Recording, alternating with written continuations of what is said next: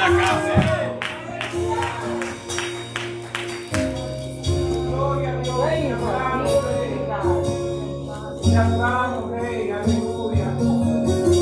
Voy a leer, antes de comenzar, pero voy a leer algo que el Señor puso en mi corazón. Que se encuentra en Oseas capítulo 2, versículo 14. Oseas capítulo 2, versículo 14, la palabra lee: pero he aquí que yo la atraeré y la llevaré al desierto y hablaré a su corazón, y le daré sus viñas desde allí y el valle de Acor por puerta de esperanza. Allí cantará como en los tiempos de su juventud y como en el día de su subida de la tierra de Egipto. En aquel tiempo, dice Jehová, me llamarás Ishi y nunca más me llamarás Baal. Y bendito Dios. Llevo unas cuantas semanas, esa canción tocó mi corazón, porque llevo unas cuantas semanas, 3, 4 semanas quizás, diciéndole al Señor que yo necesito un encuentro.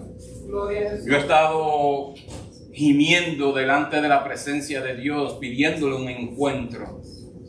No porque esté andando mal, no porque esté viviendo una vida de pecado, pero pidiendo un encuentro. Y recuerdo que cuando voy a leer la Biblia, el Señor me lleva a esta porción bíblica, el capítulo 2 del libro de Oseas. Y es ahí cuando me dice que para tener un encuentro con Dios yo tenía que ir al desierto. Gloria a Jesús. Y yo le dije al Señor en ese momento, le dije: llévame al desierto. Yo necesito ir al desierto. Y créanme, hermanos, que Él me tomó por mi palabra, porque me llevó al desierto. Gloria a Jesús. Pero cuando nosotros pensamos en el desierto, dos cosas pueden suceder. Una de la otra puede suceder.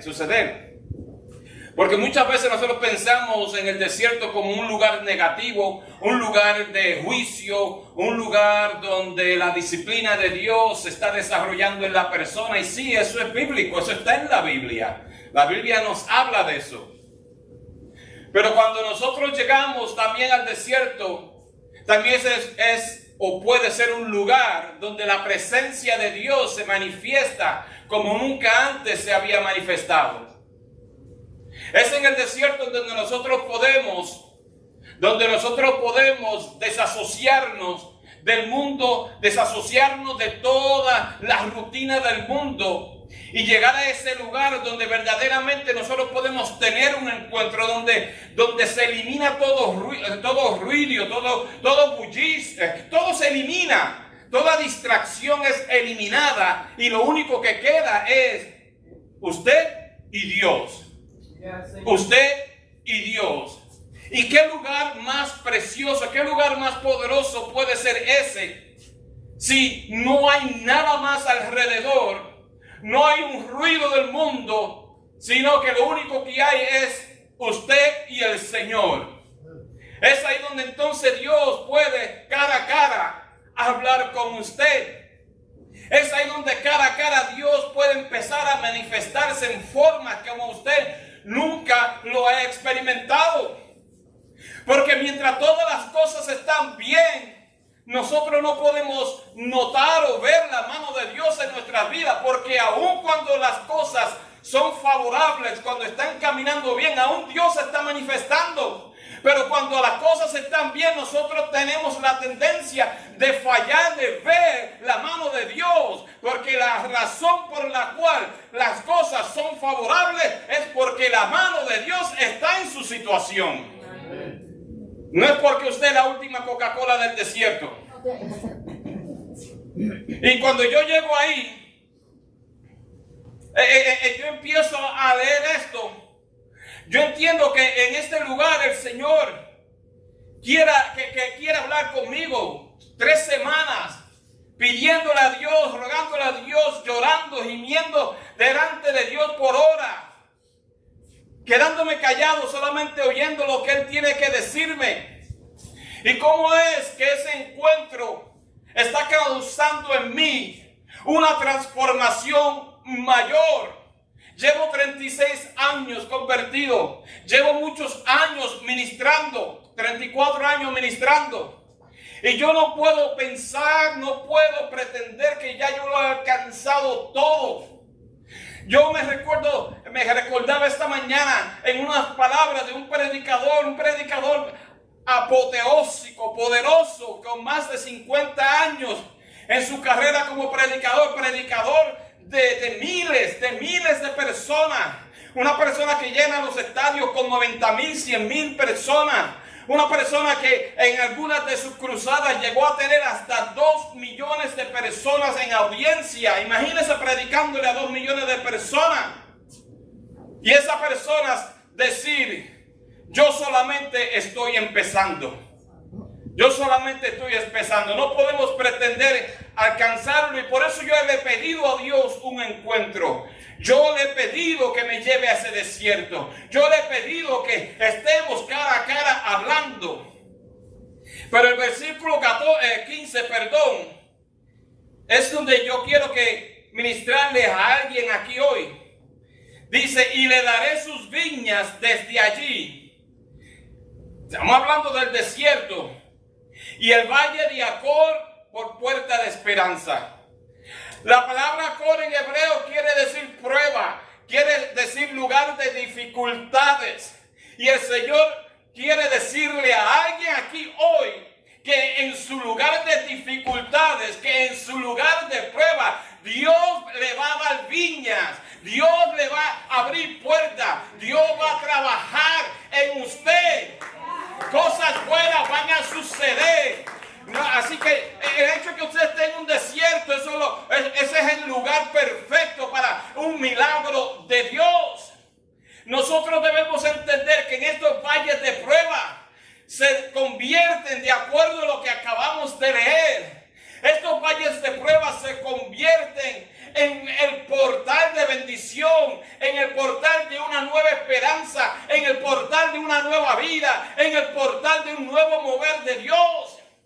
Eso es lo que Dios ha ido ministrando a mi corazón por las últimas 3 semanas. Y el Señor me dijo, yo quiero que tú le digas a alguien hoy aquí esa palabra. Porque alguien necesita entender esto. Y si usted ve más adelante, usted va a notar que aquí hay un cambio. Porque aquí dice en el versículo 16, dice, en aquel tiempo, dice Jehová, me llamarás Ishi, que quiere decir esposo, y nunca más me llamarás Baali, que quiere decir dueño, master. En hebreo quiere decir master, y esa palabra procede de Baal. En otras palabras, Dios está diciendo, cuando yo te lleve al desierto, cuando yo hable con tu corazón, cuando yo empiece a transformar tu corazón, va a haber un cambio de relación, porque nunca más voy a ser tu maestro, yo voy a ser tu esposo, va a haber una intimidad mayor, va a haber una intimidad mayor. Ishi, Bahali, ya no más se dirá que es un dueño, sino que será una relación de esposo. Va a haber una intimidad, va a haber una comunión, y eso es lo que va a suceder en el desierto. Así que en este día yo espero, hermano, yo espero que esta corta palabra, para quien sea, no sé para quién es, porque el Señor no me formó, no me dijo quién es. Primeramente le voy a decir algo, yo soy egoísta en esto, yo sé que el Señor me la estaba dando a mí. Cuando empezamos este viaje, él y yo, hace 3 semanas atrás, y todavía no he salido de ahí, y estoy ahí con gusto. Créame que estoy con gusto, porque en estas 3 semanas he estado en una presencia con el Señor como nunca antes, y me gozo en este lugar, me gozo en ese desierto. Pero alguien necesitaba oír esta palabra. Hay alguien que se encuentra en un desierto. Hoy Dios le está diciendo a usted, que ese es el gateway to the blessing. Es el portal a la bendición. Así que usted, mire, tome esa promesa. Usted atesora esta palabra. Usted salga de aquí contento diciendo, Dios me habló. Porque si usted llegó aquí buscando una palabra, esa es la palabra para usted. Amén. Qué bueno es Dios. Podía seguir predicando en eso, pero no fue lo que el Espíritu Santo me puso a predicar. Así que vamos a la palabra que vamos a predicar en el día de hoy. Bendito Dios. Vámonos para el libro de Hebreos, capítulo 6. Y les prometo que voy a tratar de ser breve. Oyeron la palabra, ¿verdad? La palabra clave. Tratar de ser breve. Pero vamos para el capítulo 6 del libro de Hebreos. Y en el capítulo 6 de Hebreos voy a tratar los versículos del 1 al 12, pero también voy a usar del 11 al 14 del capítulo anterior para poder, para poder desarrollar esta miniserie que lleva como título Los pilares de nuestras garantías. Los pilares de nuestras garantías.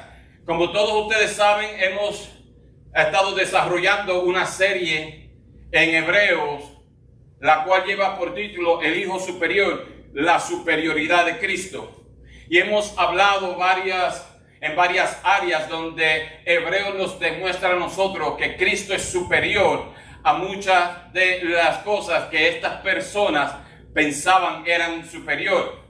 Como un repaso, sabemos que hemos hablado que la audiencia de Hebreos es una audiencia que es judía, una audiencia que había hecho fe habían hecho la fe con el Señor, pero que por causa de una presión y opresión estaban ellos titubeando, balanceándose y querían regresar al judaísmo, pero no totalmente en judaísmo. Querían entonces jugar en los dos bandos. Querían tener un pie en el judaísmo y querían tener el otro pie en el cristianismo. Esa es la audiencia. Y el escritor de Hebreos, que no sabemos quién es, se da la tarea de hablar de toda la superioridad para darle una exhortación al pueblo judío de no regresar atrás usando diferentes superioridades de Cristo sobre Moisés, sobre la palabra, sobre los profetas, sobre el sacerdocio y así por el estilo. En la última vez que nosotros estuvimos hablando de esto, hace 2-3 semanas atrás, hablamos de la superioridad de Cristo sobre el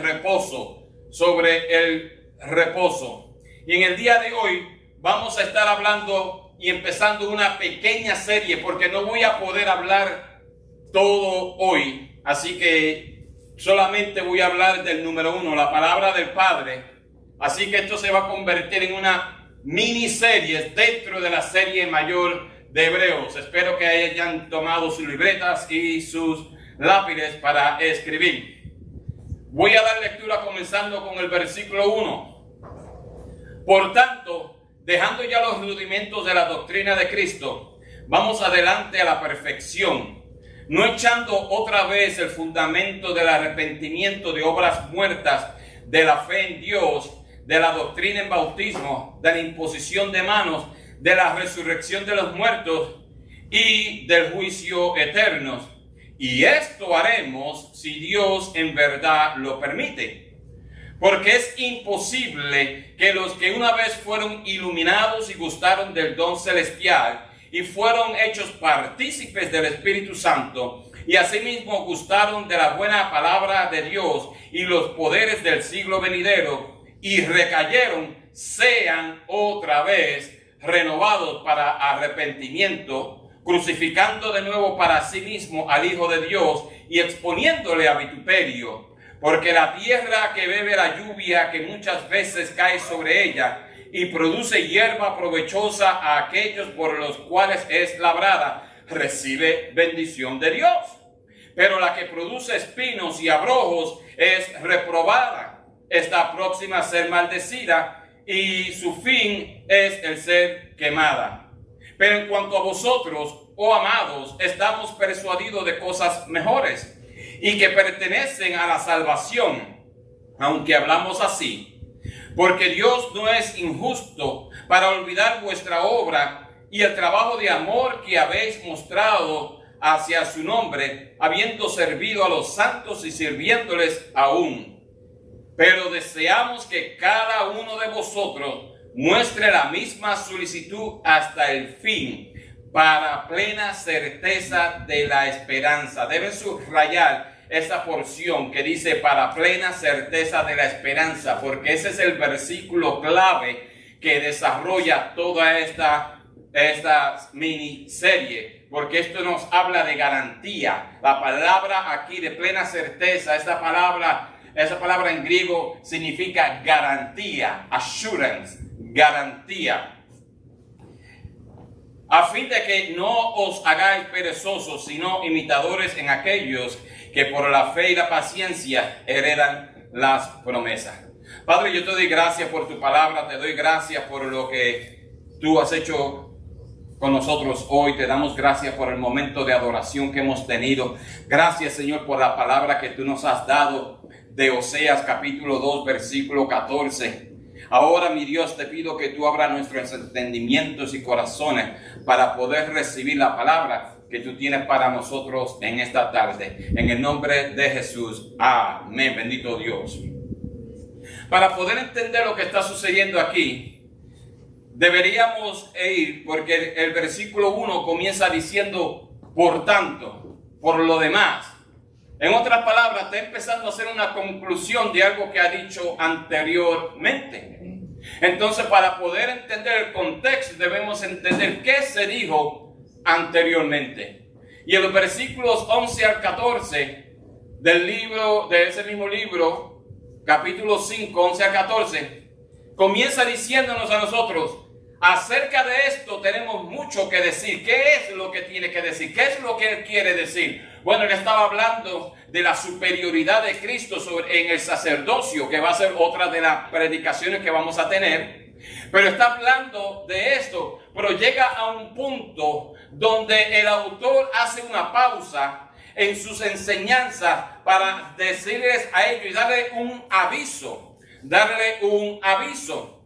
Y aquí dice, acerca de esto tenemos mucho que decir. Hay tanto que yo quiero enseñarle, hay tanto que yo quiero decirle, y difícil de explicar por cuanto os habéis hecho tardos para oír. Yo tengo tantas cosas que quiero enseñarles, yo tengo tantas cosas que quiero decirles, pero no puedo decirlas porque ustedes están tardos en sus oídos para poder retener la enseñanza. En otras palabras, habían puesto vagos, habían puesto un oído cerrado a la palabra de Dios. Y él está diciendo, entonces yo no puedo decirles a ustedes, yo no puedo hablarles a ustedes, yo no puedo seguir definiendo cuál grande es Cristo si apenas ustedes pueden recibir esto. Entonces llegamos al capítulo 6 y comienza diciendo, por tanto, y sigue entonces los versículos 1 a 3, nos habla de una palabra, de unos rudimentos. Esa palabra rudimentos quiere decir fundamentos, una base, habla de los bautismos, habla de la resurrección de Cristo, habla de varias cosas. O sea que nos deja entender que estas personas que tenían oído tardo para oír, eran personas que habían experimentado, que sabían los fundamentos, que sabían los rudimentos de la palabra de Dios. Randy.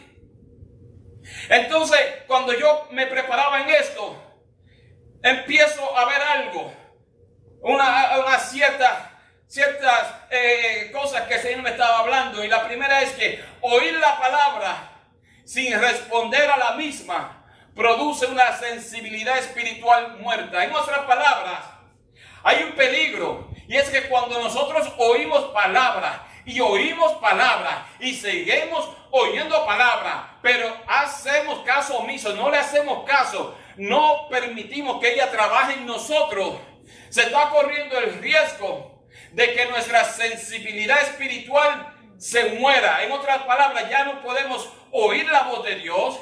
Si hacemos algo malo, no vamos a a saber que estamos haciendo algo malo porque nuestra sensibilidad espiritual está muerta. Pero no solamente ahí, también algo más sucede ahí. Número 2, Randy. Nos dice que esta persona, cuando dice de esta sensibilidad muerta, nos habla que estas personas no se han mantenido en alerta, no son enseñables, ni están listos para crecer. Y es triste que eso es algo que está sucediendo en las iglesias hoy. Es triste el conocer que hay demasiadas personas hoy oyendo palabra de Dios, leyendo, bueno, no sé si leyendo, pero por lo menos oyendo palabra de Dios, que como han hecho caso omiso a lo que la palabra de Dios quiere decirles, ya son personas que ya no están en alerta, son personas que ya no se pueden enseñar, son personas que no están listos para crecer. Y en el capítulo anterior, del 11 al 14, le dice, yo no puedo darle comida sólida. Yo lo único que puedo darle es leche. Y hay demasiadas personas hoy, en esta semana, meditando sobre esto. Llevo 3 semanas preparando este mensaje y quiero que entiendan que yo tenía unas ansias de llegar a este mensaje. Cuando yo me preparaba, el Señor me dijo muy claramente, hoy hay una audiencia analfabeta en el pueblo de Cristo. ¿Qué quiere decir eso? Una audiencia que no sabe la palabra de Dios. Una audiencia que depende de una persona que se preste aquí en el púlpito o en ningún lugar, en las redes sociales o en cualquier lugar, y empiece a hablar de algún tipo de palabra. Y como no conocen palabra, todo lo que les dicen lo toman como doctrina. Y déjeme decirle, yo en mi vida había visto tanta herejía como está siendo predicada hoy en las redes sociales.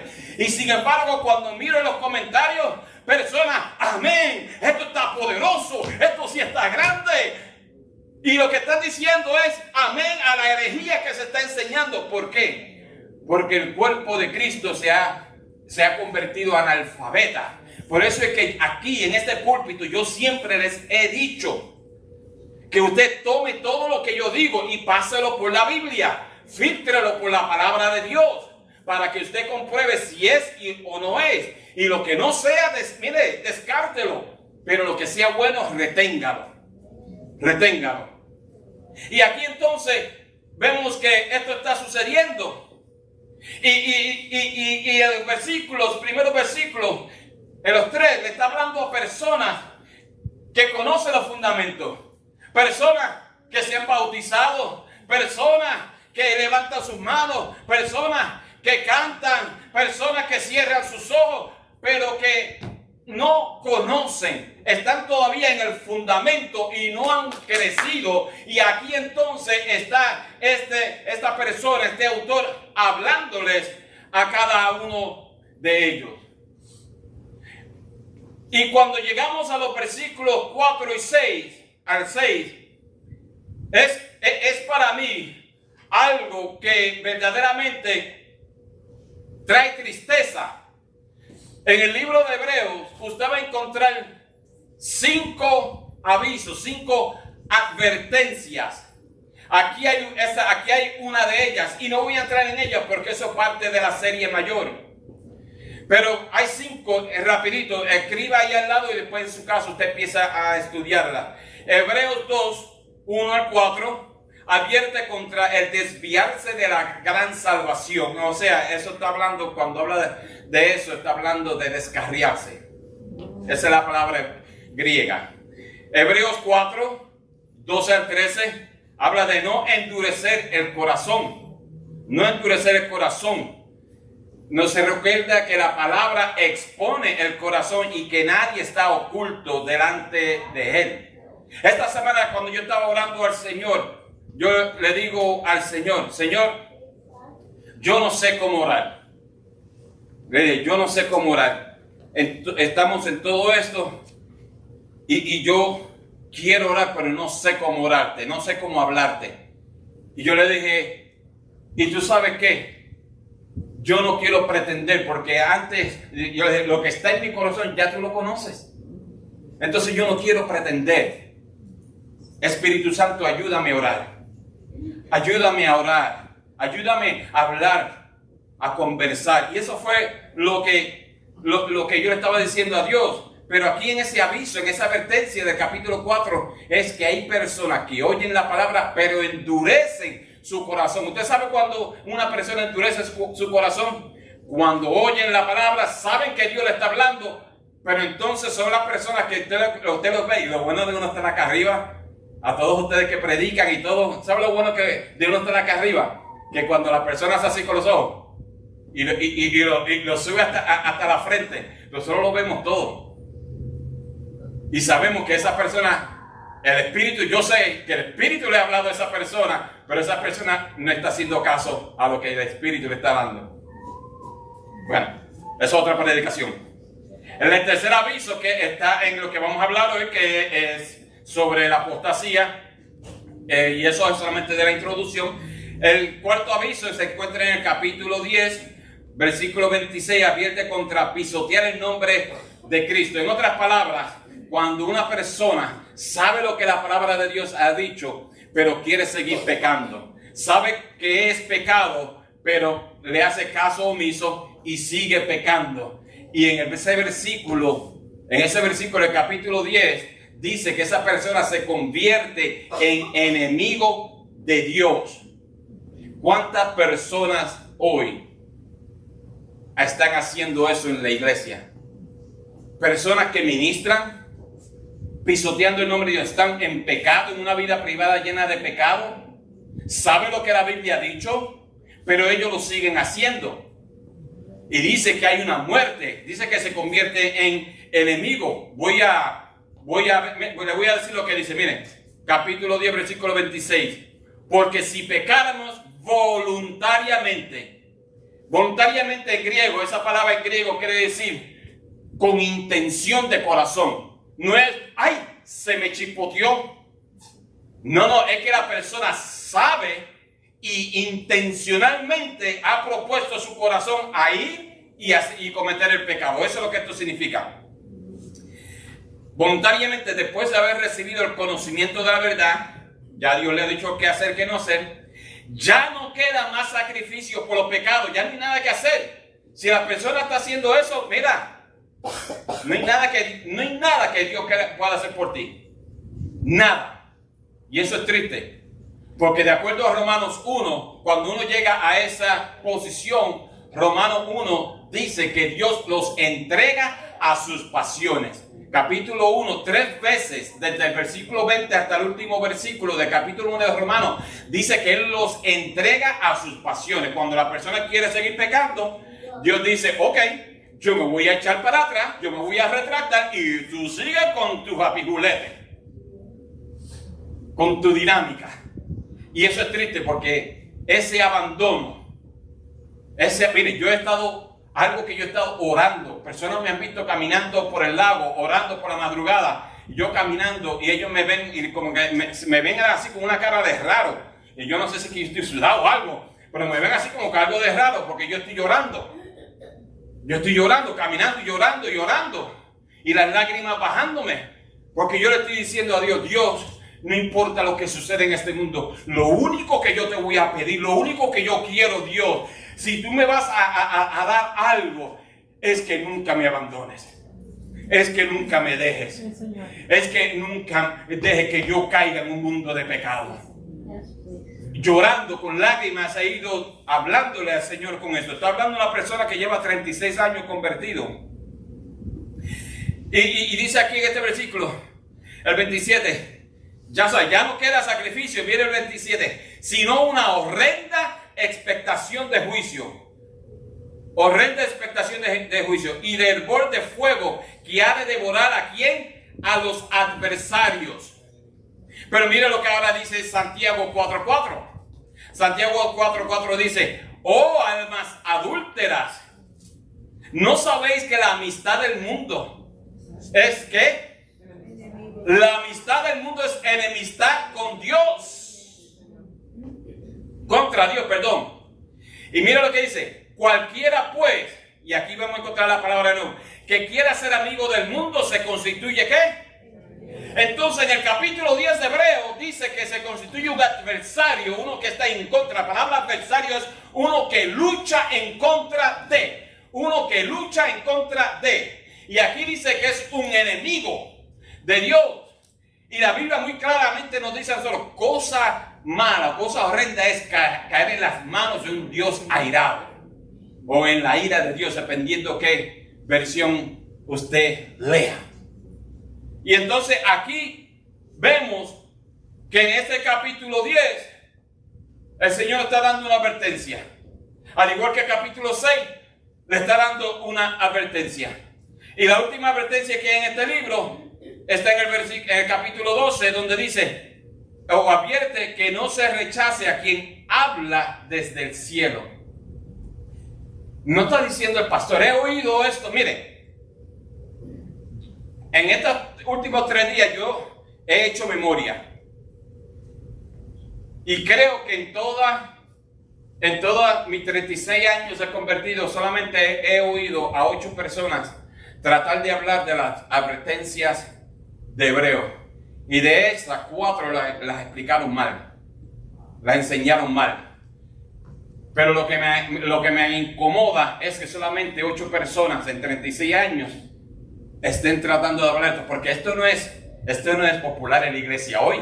Usted ya se atreve a llamar a alguien o pronunciar la palabra pecador desde el púlpito y esas personas no vuelven más a la iglesia. Se van peleando. Ese hombre. Sí, porque tampoco dicen ese pastor, no, ese hombre. Porque ya hasta el respeto lo pierden a uno. Entonces esos son los cinco avisos. En los versículos 4 al 6 nos habla ahí de Hebreo, nos habla de algo, dice, porque es imposible que los que una vez fueron iluminados gustaron del don celestial, que es imposible para ellos, es imposible nuevamente, está hablando de una apostasía. Y la apostasía que está sucediendo, esa palabra que se está usando ahí, es una palabra donde la persona voluntariamente desecha la palabra de Dios y desecha a Cristo. O sea, no estamos hablando de algo de que, yo caí en un pecado, Señor, perdóname. Eso no es lo que estoy hablando. No está hablando como en el capítulo 2 de una persona que se descarrió pero regresa. Y esa es la diferencia, para los que estén tomando nota, para mis discípulos, la diferencia entre apóstata y descarriado. El descarriado regresa a la iglesia. El apóstata nunca regresa. Nunca regresa. Esa es la diferencia entre los dos. Entonces aquí le dice, es imposible.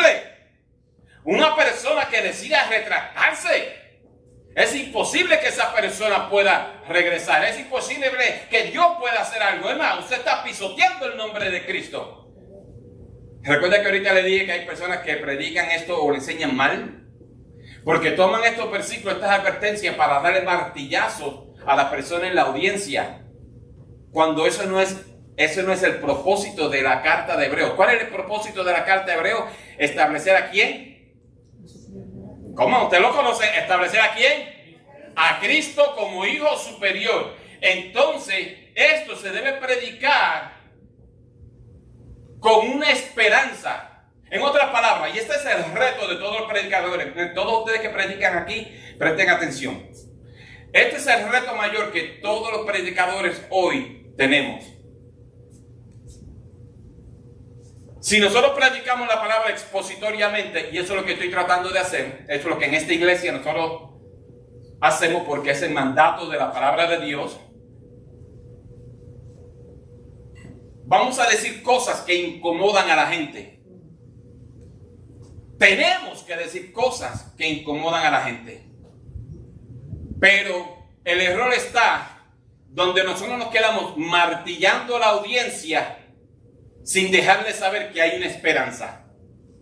En otras palabras, es posible que la persona esté cometiendo un pecado Y no lo podemos dejar ahí, no podemos darle. Hay que dejarle saber, pero mira, Cristo pagó el precio por ti. Cristo quiere salvarte. Cristo quiere perdonar tus pecados. En Cristo hay esperanza. Tienen que entender que hay una esperanza. Y ahí es ahí donde está el reto para nosotros. Todo lo que nosotros predicamos, todo lo que predican, tienen que llevar todo a la luz de Cristo. Si usted predica del libro del Viejo Testamento, aunque sea del Viejo Testamento, de una forma u otra usted tiene que llevarlo a Cristo. Si usted no lo lleva a Cristo, usted predicó o a media o usted no oyó la voz del Señor. Todo tiene que ir al libro, a Cristo, apuntado a Cristo, porque Cristo mismo dice, Él dijo, bueno, Señor, ayúdame en esta. Dijo Jesús en Juan capítulo 5, versículo 39, dice, escudriñad las Escrituras, porque parece que en ella hay vida. Y dice, ¿y las Escrituras hacen qué? Dan testimonio de mí. En otras palabras, las Escrituras, todas las Escrituras hablan de Cristo. Entonces, si usted predica, si usted enseña, si usted habla del Viejo Testamento, siempre asegúrese de llevarlo todo a la mano de Cristo para ver. Porque en el Viejo Testamento hay ley, en el Viejo Testamento había muerte, en el Viejo Testamento había un Dios hallado que si usted hacía algo, él hacía chazán, viene el otro. Pero en el Nuevo Testamento la ley se cumple y Dios ahora nos mira a nosotros por la lente de Cristo. Dios ya no me mira a mí directo, porque si me mirara a mí directo, yo estuviera 6 pies bajo tierra. Pero me mira a través de Cristo. Y como me mira a través de Cristo, Él ve un hombre de fe. Él ve un hombre que ha creído, depositado toda su confianza en Cristo Jesús. Te adoramos, Señor Jesús. Gracias. Entonces, llevemos todo a Cristo. Y es aquí, eso es lo que está tratando de hacer el autor de esta carta. Porque nos está enseñando algo poderoso. Algo poderoso. Oh, ya la tienes ahí. Bendito Dios, ahí. Muchos quieren sostener la fe por medio de emociones cambiantes. El autor está usando esta porción bíblica para dejarnos saber algo. Nosotros no podemos vivir una vida de fe por medio de las emociones. Las emociones no pueden guiar mi fe, porque nuestra fe humana cambia. Hoy sí, mañana no. ¿Usted se recuerda cuando pequeño? No sé si ustedes lo hicieron, pero personas que cogían una flor de esa de margarita, ¿se recuerdan? Me ama, no me ama. Me ama, no me... ¿Se recuerdan de eso? Y ya sabían cuántas flores había, entonces para que siempre terminaran en que me aman. Pero las personas hoy quieren vivir una fe por medio de emociones y no se puede, porque las emociones hoy día lo van a tener usted trepado allá arriba, o las emociones mañana lo van a tener trepado allá abajo o bajado allá abajo, y así no se puede. Y eso es lo que está aquí el autor hablando a nosotros. Entonces, ¿cuál es el peligro de nosotros hacer caso omiso? ¿Cuál es el peligro de nosotros decirle que no a la palabra? Hay unos peligros: la indiferencia a la palabra, indiferencia a lo que Cristo hizo por mí, la apostasía, últimamente la destrucción.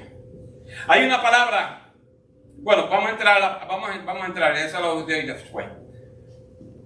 Le dije que tenemos 4 pilares. Hoy solamente voy a hablar de una forma rápida del pilar número 1. Porque en el versículo 11 nos habla de una certeza. Esa palabra es garantía. Es una garantía. Y el apóstol le ha dicho, habló de apostasía, habló de destrucción y todo, pero ahora está diciendo, pero en Cristo algo sucede. Y eso quiere decir que en Cristo usted y yo tenemos una garantía. Míreme, en Cristo usted y yo tenemos una garantía de esperanza, algo que está garantizado. Cuando usted va y compra un automóvil, usted siempre pregunta, ¿qué garantía tiene el carro? ¿Verdad que sí? ¿Por qué? Porque usted sabe que si algo está cubierto por esa garantía y algo le sucede, usted lo lleva al dealer. El carro de mi esposa, un día la dejó tirar en Publix. Y yo fui allá abajo y llamamos, o fue que a mí que me dejó tirar. A uno de los dos lo dejó tirado. Y llamé allá y vinieron, y me dieron el booster, boom, y vámonos.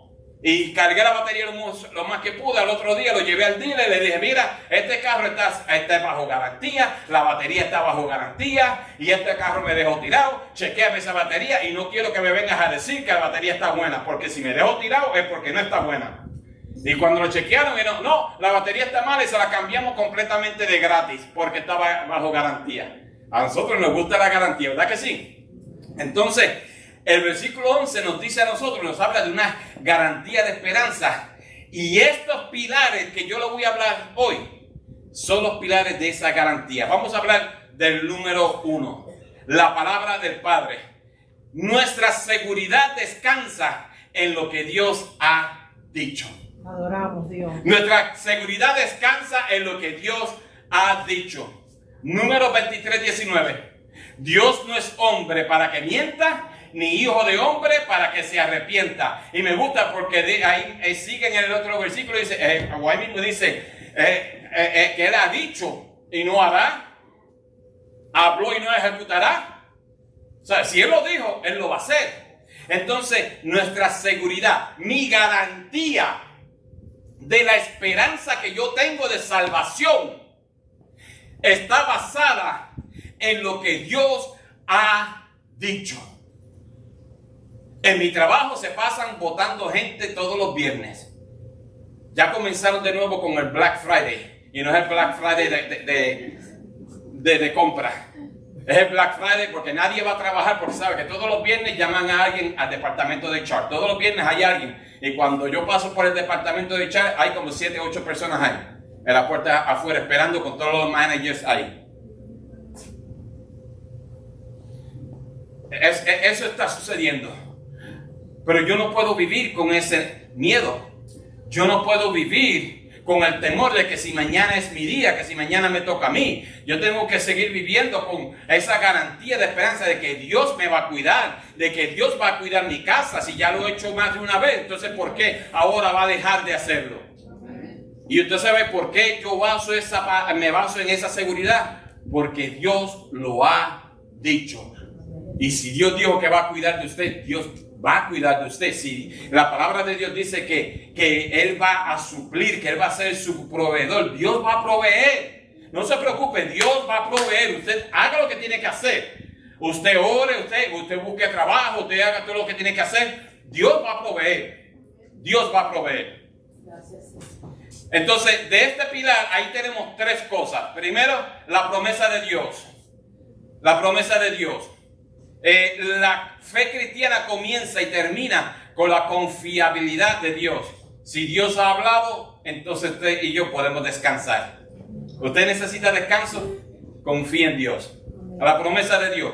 Toda la escritura está llena de promesas para los redimidos. El jueves nosotros aprendimos aquí, gracias hermana por la enseñanza. Nosotros aprendimos aquí el jueves que en la Biblia hay más de 8,000 promesas. Bueno, entre 7,000 a 8,000 promesas para los redimidos de Dios. Hay 31,102 versículos y en esos 31,102 versículos, 1,800 versículos hablan de entre 7,000 a 8,000 promesas para los redimidos. Mire todas las promesas que hay ahí. Son muchas las promesas.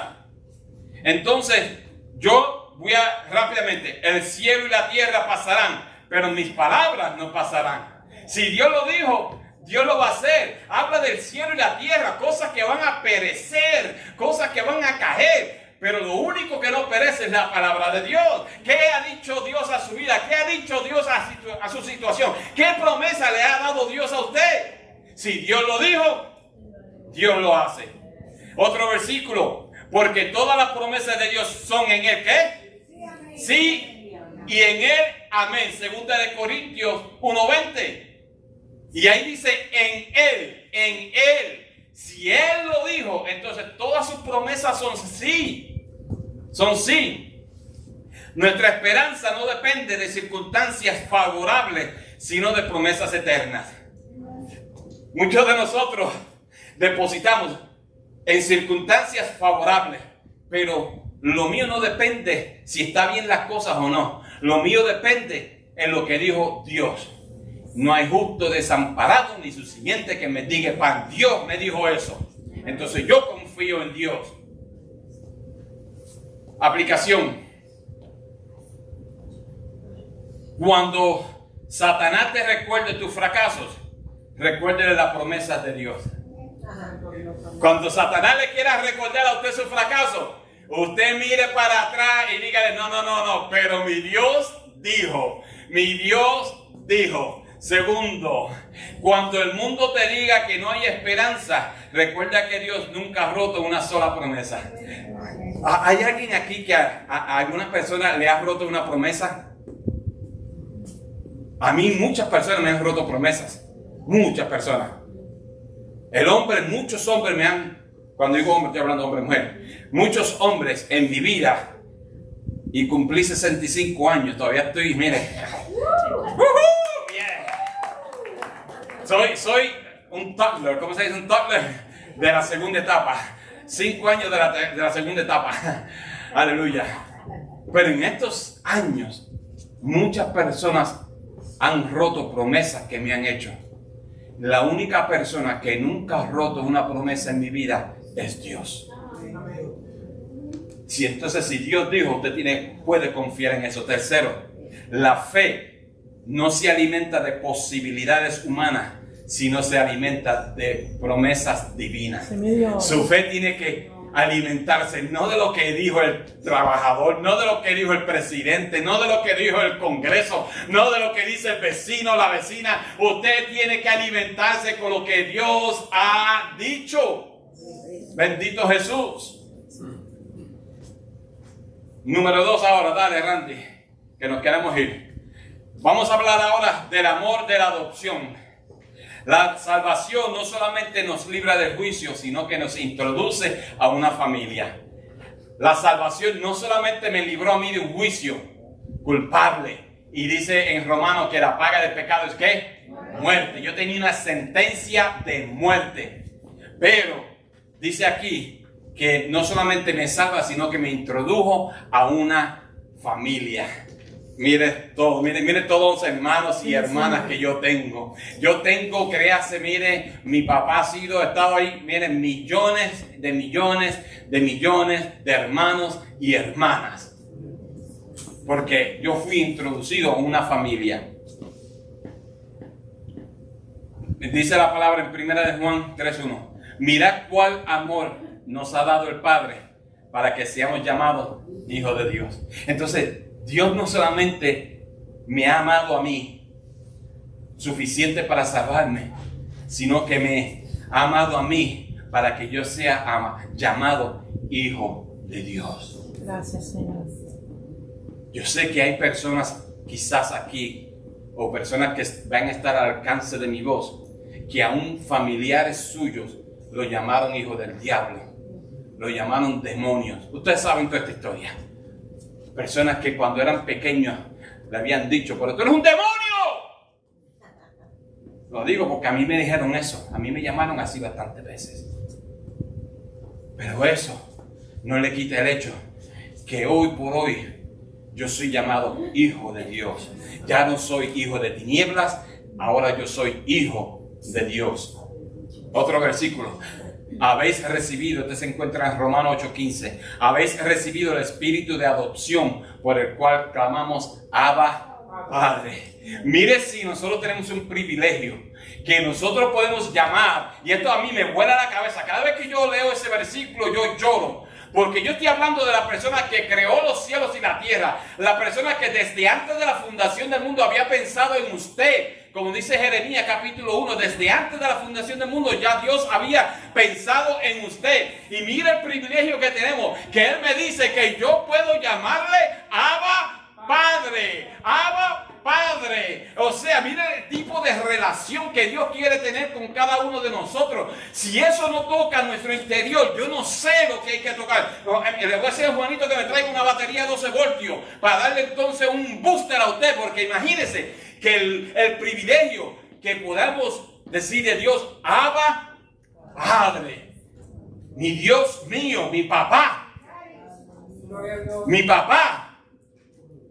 siempre que yo pienso en mi padre terrenal, que murió cuando yo tenía 8 años, Y por mucho tiempo yo batallé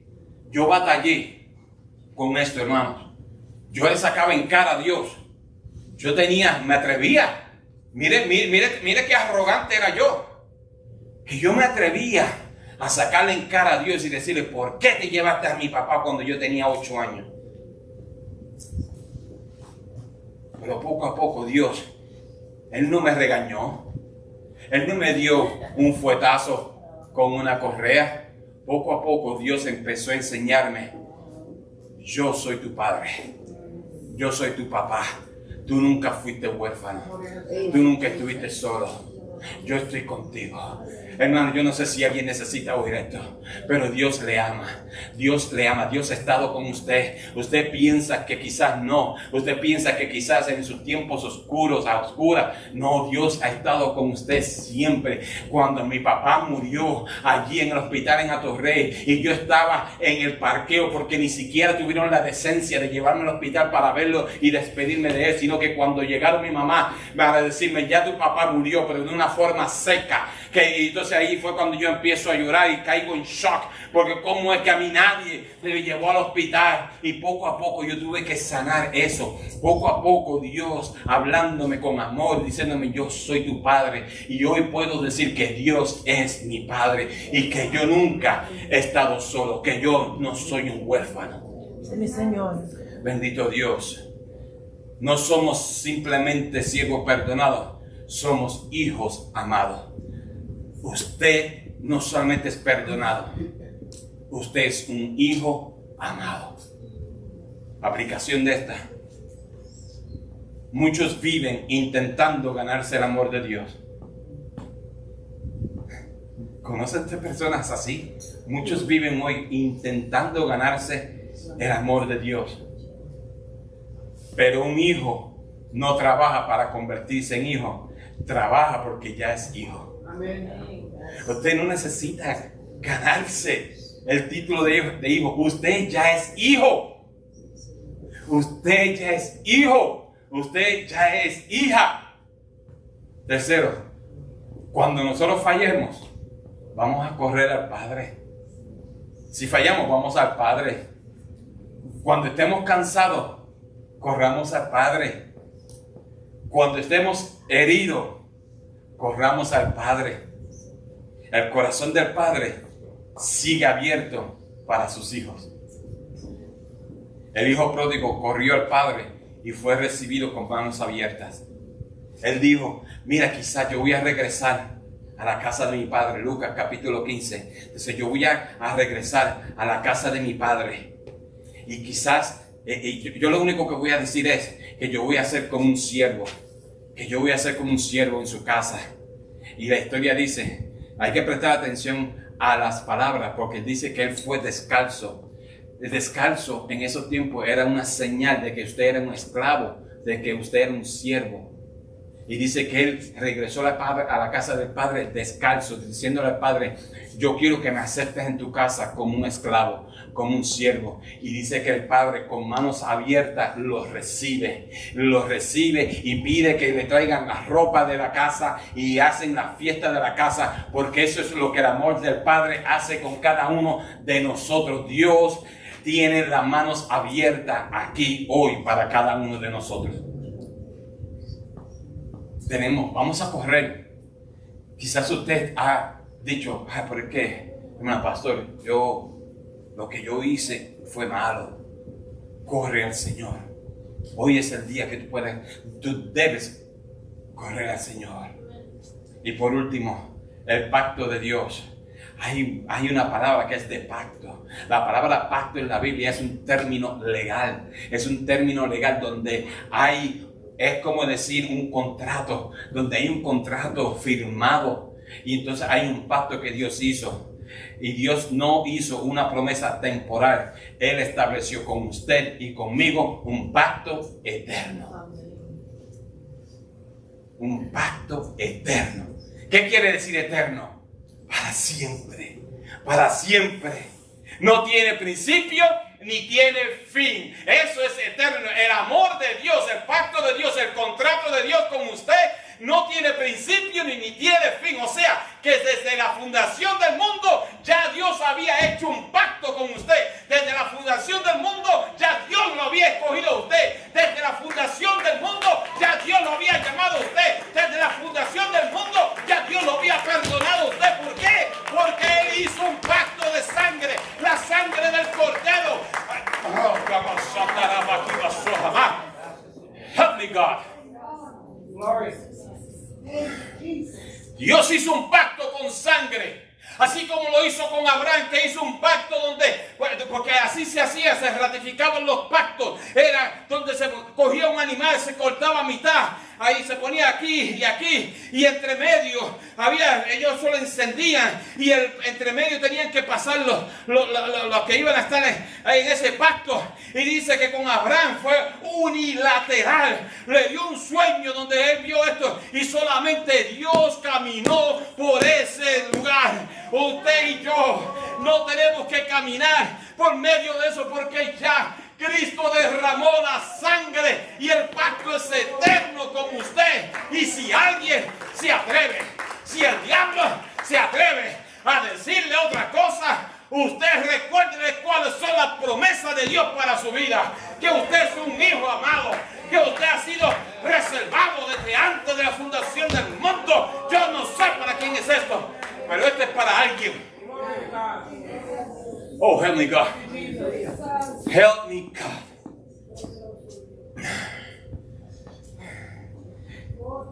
Haré con ellos pacto eterno, que no me volveré atrás de hacerle bien. Jeremías 32.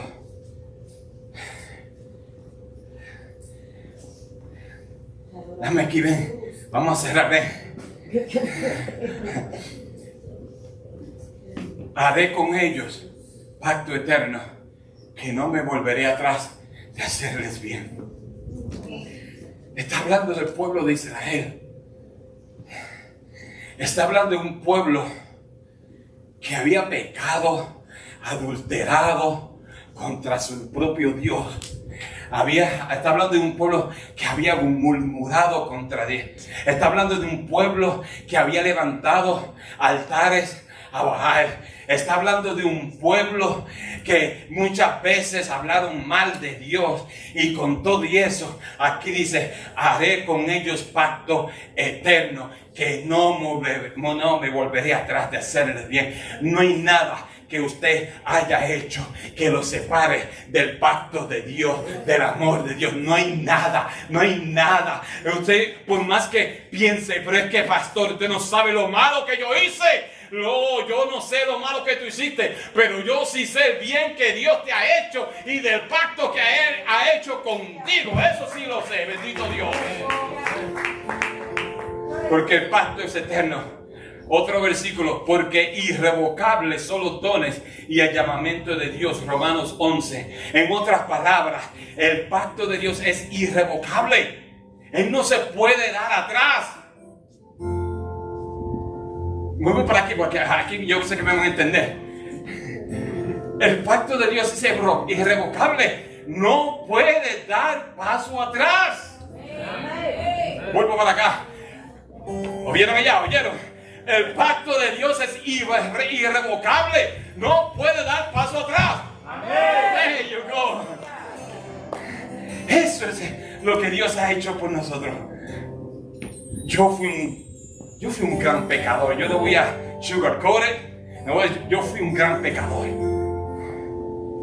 Y Dios me salvó. Marzo 28 de 1990, a las 9 de la noche, en el medio del mar, en el Mediterráneo, me encontraba yo cuando esto sucedió. A las 9 de la noche, Dios me salvó. Dios limpió mis pecados. Dios lavó con la sangre de Cristo quien yo era y borró todo. Dios me dijo: yo no me voy a acordar de lo que tú hiciste. Yo no me acuerdo. Mire, Dios no se acuerda de lo que usted hizo. Él lo que sí sabe es que usted es una criatura nueva. Y si usted es una criatura nueva, he aquí todas las cosas viejas que pasaron. Bendito Dios. Hermanos, el pacto descansa sobre la fidelidad de Dios, no sobre la perfección del hombre. El pacto descansa en la fidelidad de Dios, no en la promesa del hombre. Aplicación: nuestra seguridad no depende de cuán fuerte es nuestra mano sosteniendo a Cristo, sino de cuán fuerte es la mano de Cristo sosteniéndola a nosotros. ¿Entendemos esto, pueblo? No es cuánto yo estoy tratando de sostener a Cristo, es cómo Cristo me está sosteniendo a mí, porque es por su gracia, por su misericordia.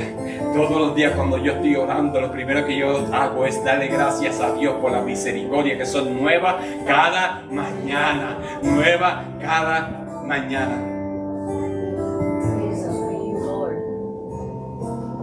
Esta va a ser la conclusión que vamos a oír en los siguientes 4 mensajes. Bueno, 3, porque ya hicimos uno hoy. Esta va a ser la conclusión. Así que la seguridad del creyente no está construida sobre una arena emocional, sino sobre la roca firme de la obra del Dios Trino. Y porque el Padre prometió, el Hijo consumó y el Espíritu Santo selló, podemos declarar con confianza lo siguiente. Preste atención, porque usted conoce esta predicación. Estando persuadido de esto, que el que comenzó en vosotros la buena obra, la perfeccionará hasta el día de Jesucristo. Filipenses 1:6. Nuestra garantía no descansa en nuestra capacidad de aferrarnos a Dios, sino en la fidelidad de Dios de aferrarse a nosotros. Denle un aplauso al Señor. Denle un aplauso al Señor. Yo sé que el tiempo avanzó más allá de lo que yo quería hablar en el día de hoy. Así que le pido que me den una licencia ministerial por haberme extendido. Pero yo sí sé, no estoy diciendo yo creo, yo sí sé que Dios nos ha hablado hoy. Porque preparando estos mensajes, mira, usted quizás dirá que su pastor es loco. Está bien, llámeme loco, siempre y cuando lo haga con amor. Pero yo siempre le digo a Dios, cuando yo leo la Biblia, yo no leo la Biblia para buscar un mensaje. Yo leo la Biblia para que Dios me hable. Yo siempre le digo a Dios que todo lo que yo predique, que primero tú me hables a mí. Entonces yo sé que este mensaje es para nosotros hoy y que ha sido de Dios. Por consiguiente, yo quiero que todos cerremos nuestros ojos. Todos cerremos nuestros ojos. Si hay alguien a quien esta palabra ha ministrado su corazón, y yo sé que hay, le voy a dar la opción. Usted puede levantar sus manos, todo el mundo con los ojos cerrados, o usted puede venir al frente. Veo sus manos, veo sus manos, veo sus manos, veo muchas manos levantándose. Yo también voy a dar la opción si usted quiere venir al frente también. Si esta palabra es una palabra que